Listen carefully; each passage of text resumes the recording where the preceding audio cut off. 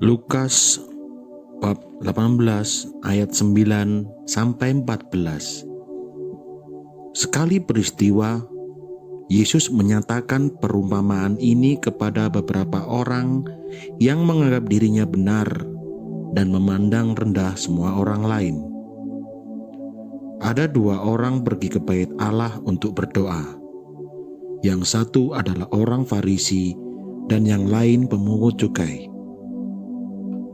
Orang Farisi itu berdiri dan berdoa dalam hatinya begini, "Ya Allah, aku mengucap syukur kepadamu karena aku tidak sama seperti semua orang lain. Aku bukan perampok, bukan orang zalim, bukan pezina, dan bukan juga seperti pemungut cukai ini.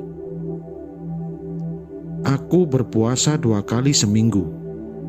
Aku memberikan 1/10 dari segala penghasilanku."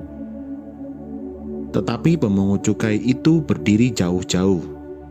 Bahkan ia tidak berani menengadah ke langit, melainkan ia memukul diri dan berkata, "Ya Allah, kasihanilah aku orang berdosa ini." Aku berkata kepadamu, orang ini pulang ke rumahnya sebagai orang yang dibenarkan Allah, sedang orang lain itu tidak. Sebab barang siapa meninggikan diri akan direndahkan, dan barang siapa merendahkan diri akan ditinggikan.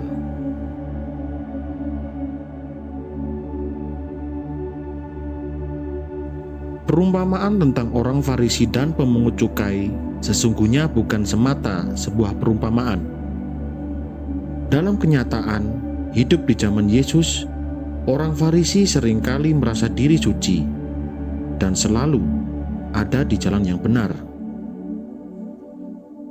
Pemungut cukai dianggap sebagai penjahat yang penuh dengan dosa karena mereka berada di pihak penjajah Romawi.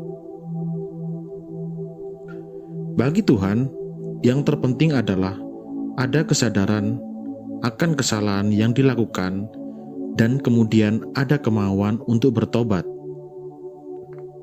Inilah sikap baik yang dimiliki pemungut cukai, dan hendaknya juga menjadi sikap kita. Apakah bisa kita menjadi sadar akan kesalahan dan bertobat? Misteri Paskah.